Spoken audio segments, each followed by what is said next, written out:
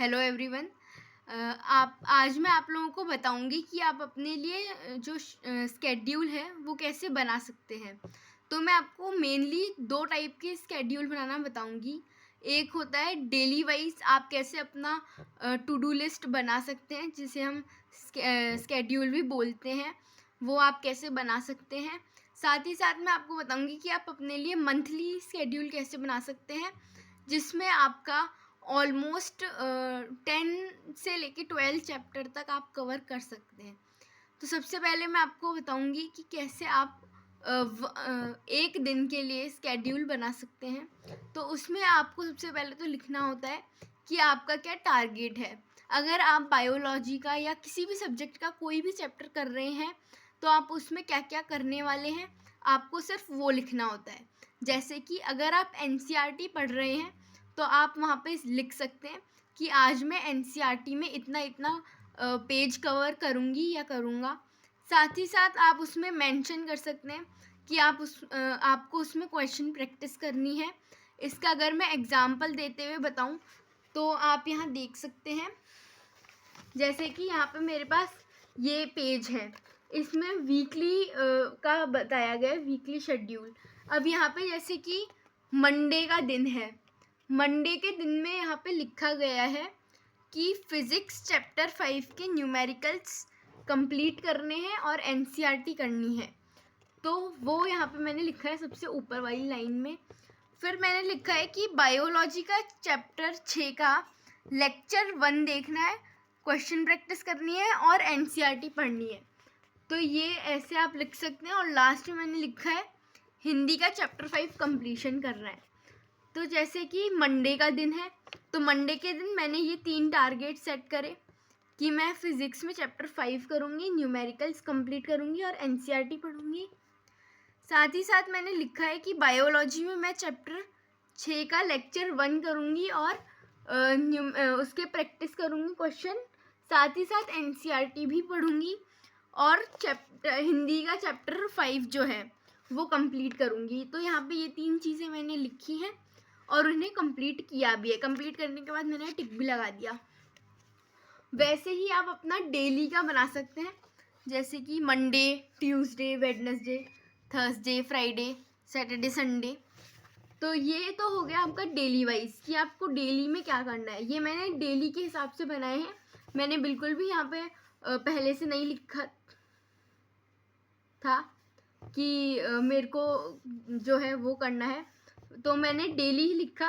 जैसे मंडे का दिन था तो मंडे की सुबह ही लिखा मैंने कि सुबह सुबह उठते ही मैंने लिख लिया कि मुझे क्या क्या करना है और उसे फिर कंप्लीट किया। अब भले ही इसमें मुझे कितने भी घंटे लगे, मुझे उससे कोई मतलब नहीं था।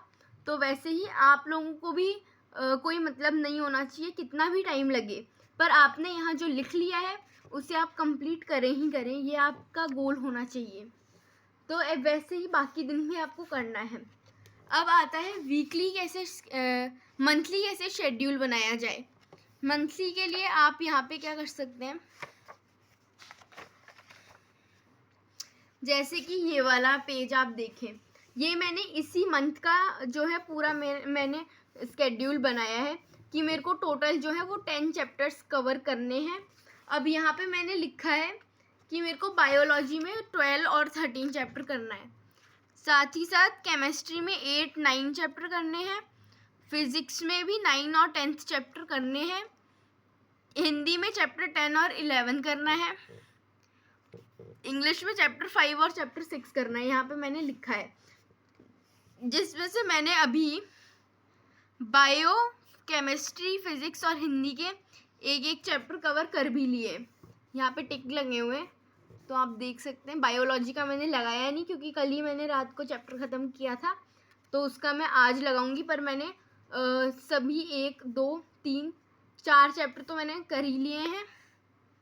इंग्लिश का भी किया है, 5 चैप्टर मैंने कर भी लिया है। वो भी ये मैंने 1 अक्टूबर को बनाया था और आज हमारा 12 अक्टूबर ही हुआ है, 13 अक्टूबर। तो 13 दिन में मैंने 5 चैप्टर कवर कर लिए। अब बाकी के 5 चैप्टर भी मैं कवर करूँगी। उसके बाद में साथ ही साथ क्या होता है बच्चों, बीच बीच में रिवीजन भी करना होता है। तो बीच बीच में आप रिवीजन का भी टाइम डाल देना, 15 दिन में, 1 दिन में। 15 दिन में आपको एक बार रिवाइज करना है, तो उसके अकॉर्डिंग भी आप जो है वो बना लीजिएगा। यहाँ पे मैंने डेज भी मेंशन किए हैं कि मुझे कितने दिन में कौन सा चैप्टर ख़त्म करना है, तो वो भी आप कर सकते हैं।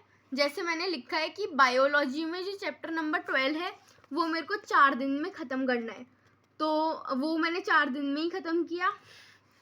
साथ ही साथ केमिस्ट्री में मैंने लिखा था कि 5 दिन में ख़त्म करना है, तो वो भी मैंने 5 दिन में ही किया। तो इस हिसाब से आप बना सकते हैं अपने लिए एक अच्छा सा स्केड्यूल। साथ ही साथ अगर आप बहुत अच्छे हैं पढ़ने में, एवरेज स्टूडेंट नहीं हैं, टॉपर टाइप लोग हों, तो उसमें आप क्या कर सकते हैं, इसी स्केड्यूल में एडजस्टमेंट कर सकते हैं और अपने अकॉर्डिंगली बना सकते हैं इसको। कि आप चाहें तो अगर आपकी कैपेसिटी है इतनी पढ़ने की, तो 10 की जगह 12 चैप्टर कवर कर लो, 13 चैप्टर कवर कर लो। जो आपकी कैपेसिटी है आप उसके हिसाब से ही करो। और जो बच्चे वीक हैं थोड़े, उनके लिए मैं यही कहना चाहूँगी कि अभी टाइम कम है तो अच्छे से पढ़ें। कम से कम 10 चैप्टर तो आप लोग भी कवर करें ही करें पर मंथ में। वैसे तो अब 13 चैप्टर कवर करने का ही टाइम है, तो यहाँ पे वैसे मैंने 10 लिखा है पर करती मैं भी 13 ही चैप्टर कवर हूँ। और तो आप लोग भी कम से कम 10 to 13 चैप्टर्स तो कवर करें ही करें। उसके अलावा जो है, काफ़ी बच्चे पूछते हैं कि हम रिवीजन कैसे करें, रिवीजन करना नहीं आता, दिन में कैसे टाइम निकालें कि हम रिवीजन भी करें। तो क्या होता है कि पर डे जो है वो आप या तो रात को सोते टाइम रिवाइज करें, जैसे कि या तो सुबह उठते ही करें या शाम को रात को सोते टाइम करें। एक रिवीजन का टाइम तो ये हो गया। फिर होता है कि आप वीकली रिवीजन करें, संडे टू संडे करें या सैटरडे टू सैटरडे करें। सैटरडे को मैं इसीलिए कहती हूँ क्योंकि संडे जो है वो मतलब संडे को छुट्टी होती है, तो हमारे पास थोड़ा टाइम होता है ज़्यादा सोने का, तो हम सैटरडे को रात को जग के भी रिवीजन कर सकते हैं। और उसके बाद में आता है कि 15 डेज़ में आप रिवीजन कर रहे हैं, तो 15 डेज़ में भी अगर आप करते हैं रिवीजन तो कोई बुराई नहीं है, अच्छी बात है। 15 डेज़ में एटलीस्ट रिवीजन होना ही चाहिए। और अभी टाइम आ चुका है कि आप कोई ना कोई टेस्ट रेगुलरली दें, जैसे कि जो भी टेस्ट आप दे रहे हैं या तो खुद सेल्फ टेस्ट लें अपना, जैसे कि कोई भी टेस्ट पेपर उठा लें, सैम्पल पेपर ले लें, सैम्पल पेपर में उसको अटेम्प्ट करें आप, उसमें जो भी लिखा हुआ है उसको अच्छे से एनालाइज भी करना है, एनालाइज करके ही वो टेस्ट अटेम्प्ट करें। तो ऐसे करेंगे तो और भी अच्छे से आप पढ़ सकते हैं। बाकी ये वीडियो तो मैंने स्केड्यूल पे ही बनाया है, तो ज़्यादा मैं उन सब चीज़ों की बात नहीं करूँगी, स्केड्यूल ही बताऊँगी आपको कि कैसे बनाना है। बाकी जो स्केड्यूल था वो तो मैंने आपको बता दिया कि आप वीकली और डेली कैसे बना सकते हैं। यहाँ पे मैं एक चीज़ आपको और बताना चाहूँगी, जैसे कि अपना कैलेंडर होता है, ये 2024 का कैलेंडर है। यहाँ पे नीचे आप देखेंगे तो मैंने अक्टूबर में दिवाली की छुट्टियाँ मार्क करी हैं कि 4 दिन जो हैं वो छुट्टी होते हुए भी क्या होता है कि फेस्टिवल का सीज़न है, तो फेस्टिवल में कोई ना कोई काम तो होता ही है। तो 4 दिन क्या है, कम पढ़ाई कर सकते हैं पर करनी ज़रूर है। यहाँ पे भी हमें पढ़ाई करनी है 4 दिन, पर थोड़ा बहुत कम पढ़ाई करेंगे तो भी चल जाएगा। तो यहाँ पे मैंने जैसे मेंशन किया है रेड पेन से कि 4 दिन जो है वो बिज़ी रहेंगे दिवाली के फंक्शन में। पर जैसे कि यहाँ पे मैंने नवंबर में आप देखेंगे कि 25 पे मैंने ब्लैक पेन से मार्क किया है और लिखा है कि सिलेबस कंप्लीशन का दिन है। तो एटलीस्ट मैं ये चाह रही हूँ कि मेरा जो सिलेबस है वो कंप्लीट हो जाए 25 अपने नवंबर तक। तो ऐसे आप भी कर सकते हैं। कैलेंडर में आज सभी छुट्टियां आप मार्क कर लें दिवाली की, जिससे आपको ये ध्यान में रहे कि आप जो है 4 दिन बिज़ी रहने वाले हैं। कुछ लोग होते हैं जो मतलब अपने नाना नानी के यहाँ चले जाते हैं या कहीं पे भी मतलब घूमने चले जाते हैं, तो वो लोग भी मतलब सभी लोग जो है मार्क कर लीजिए कि 4 दिन जो है वो बिज़ी रहेंगे। ज़्यादा नहीं पढ़ पाएंगे कोई बात नहीं, पर एटलीस्ट ट्राई करें कि कुछ ना कुछ तो ज़रूर पढ़ें ही पढ़ें, भले ही हिंदी इंग्लिश ही क्यों ना पढ़ें पर पढ़ना है।